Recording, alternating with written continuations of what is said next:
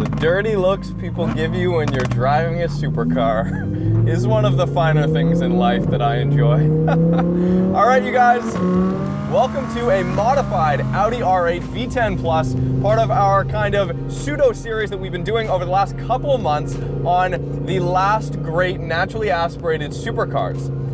So we filmed George's modified 991.2 GT3 RS, naturally aspirated 4-liter. We filmed Jesse's V12 Aston Martin Vanquish, naturally aspirated, obviously. We filmed Richard's highly modified Lamborghini Huracan, obviously, again, naturally aspirated. And here we are with that same 5.2-liter naturally aspirated V10 behind us, this time in a slightly more sophisticated R8 V10 platform. Let's go for a drive and wake up the neighbors a little bit, shall we?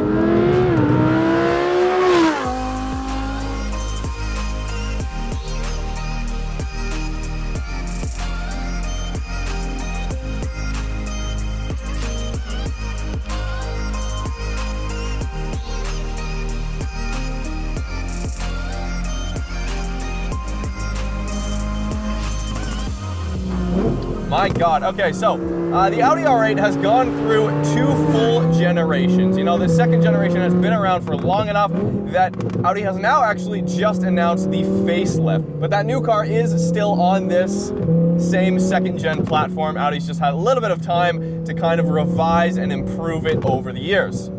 This is the V10 Plus, which has 70 more horsepower than the standard R8. And it has a few other things. So most notably, the differences between the standard R8 and the V10 Plus are the gear ratios. The looks and the gear ratios. So the R8 V10 Plus comes with a fixed wing. It comes with a little bit more of an aggressive front splitter. And then it comes with the same dual clutch, but it's been tuned differently. And actually the gear ratios are longer in the standard car, making it err a little bit more on the side of luxury rather than this, which is a full-on just track car with this luxury interior still, because at the heart of it, this is the same car effectively as the Lamborghini Huracan, minus the all-wheel drive system's very similar, just tuned slightly differently.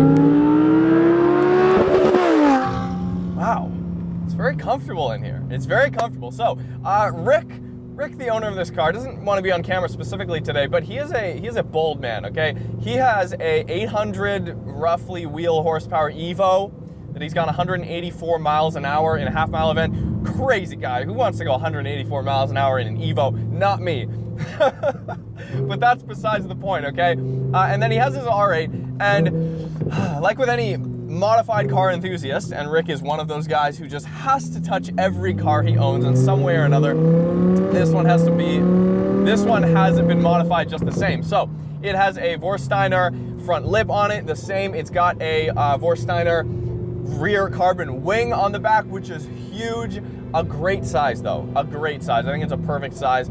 Just a little bit bigger than that R8 Plus standard fixed wing, and then gives it that extra stance that this car needs to kind of set it apart. Also, friend of the show, Josh from Brixton Forged, has hooked Rick up with these Brixton Forged wheels. Okay, so instead of the standard 20-inch front and 20-inch rear that the R8 V10 Plus comes with from the factory, this has 20s in the front, 21s on the rear. It's a 325 section tire in the rear, and they're slightly stretched. And this also has KW height adjustable springs. Okay, so it has been lowered, but it still keeps the standard dampening, but still keeps all of that while handling a little bit better and turning in like a mofo. Whoa. Yep, okay, 610 horsepower from that naturally aspirated V10. My God, I forget how much of a shove these V10s carry at the top end, okay? Peak torque comes in at 6,500 RPM, way up in the power band. You really want to be bringing this engine out if you want to have the most fun here. It's literally impossible not to break the speed limit in this car every time you get in, unless there's someone physically in front of you stopping you.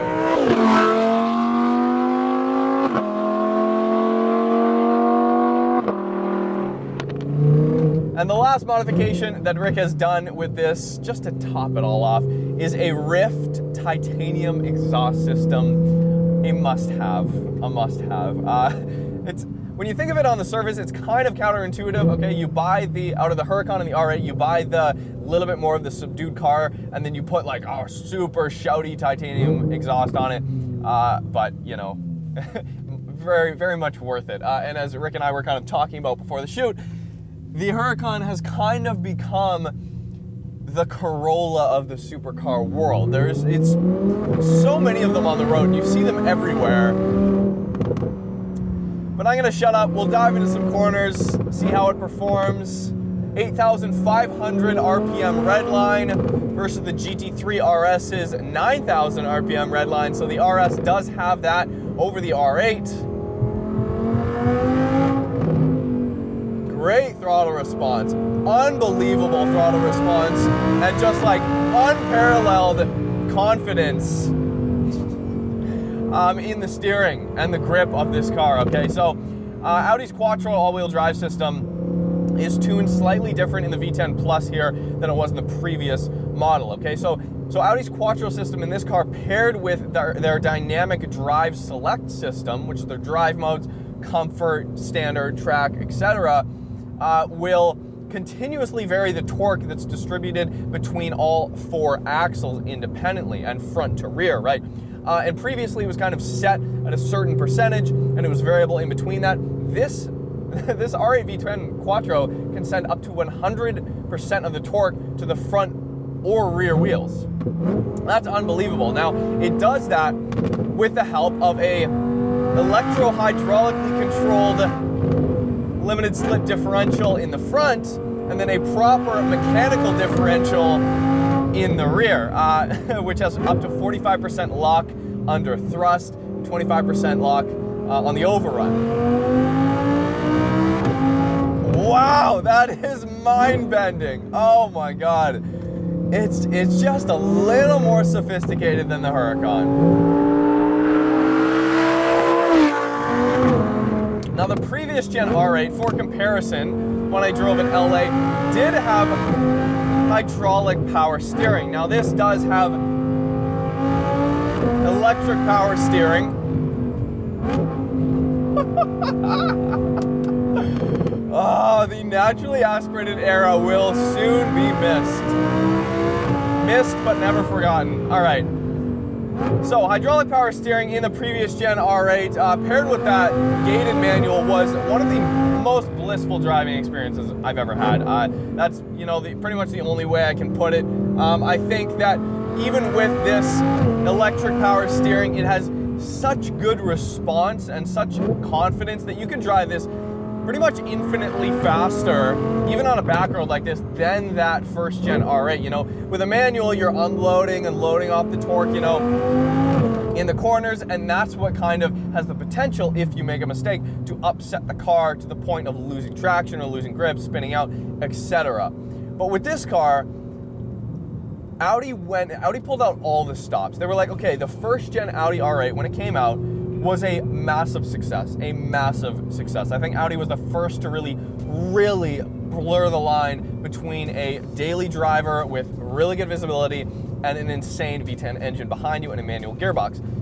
So with the second gen, first off, the exterior looks completely changed. It's not even remotely the case, and I think this is a good jab that paid dividends, a good jab at Porsche, because, you know, people joke the 911 doesn't really change generation to generation looks-wise.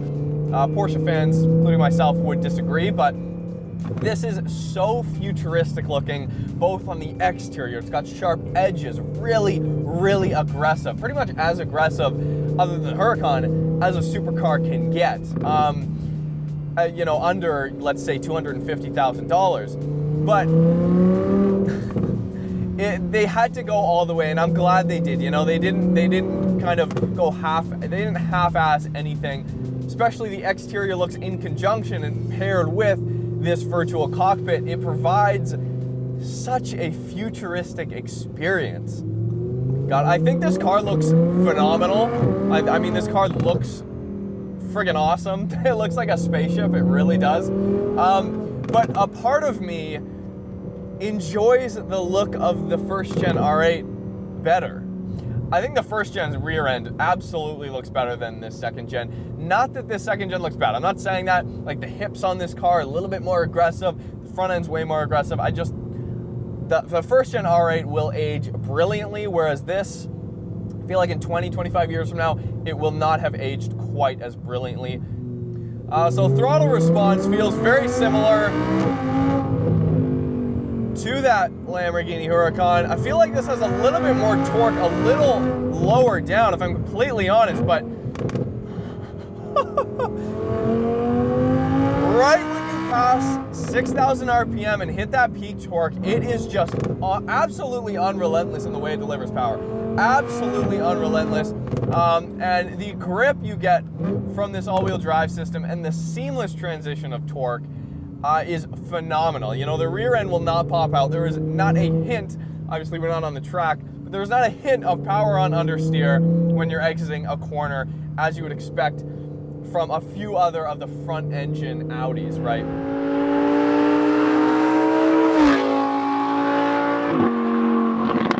Audi is very proud of their weight distribution in this vehicle. I believe it's 38% front and 62% rear weight bias in this car, so 62-38 in favor of the rear, which honestly is only a couple percentage different than the GT3 RS, which is rear engine.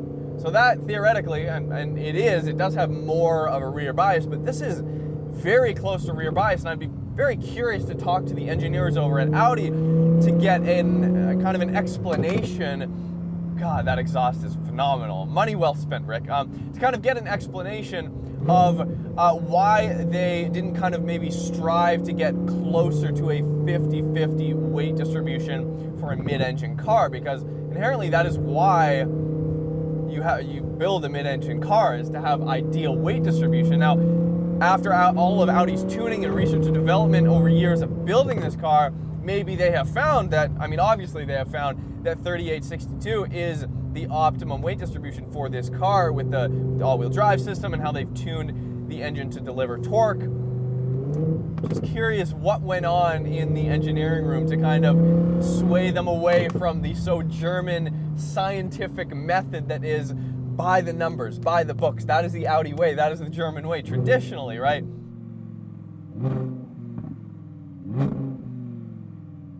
All right, we're gonna do launch control here. Hard, right foot on the gas.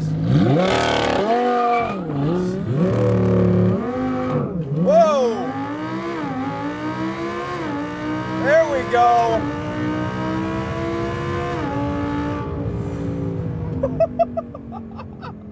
And those carbon ceramic brakes doing their job.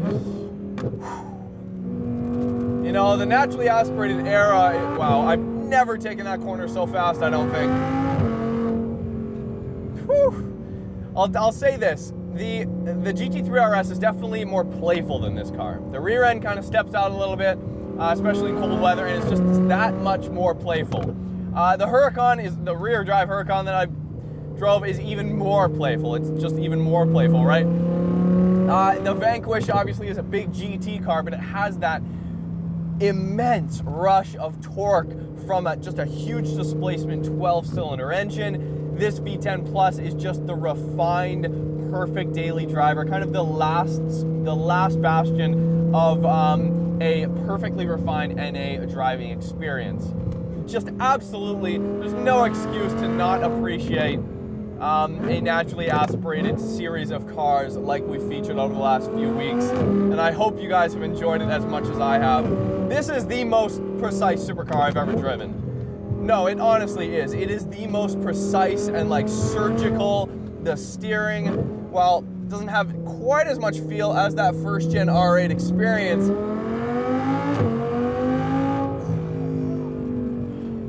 I can't imagine this thing on the track. I'm almost getting motion sickness here on the street. Here on the street. Thank you guys so much for watching. This has been a good day. Thank you guys. Subscribe if you haven't already. You can follow me on Instagram at Roads Untraveled if you want to see some behind the scenes stuff and kind of what we're shooting on a day-to-day basis. Hope you guys enjoyed this one. We'll see you next time.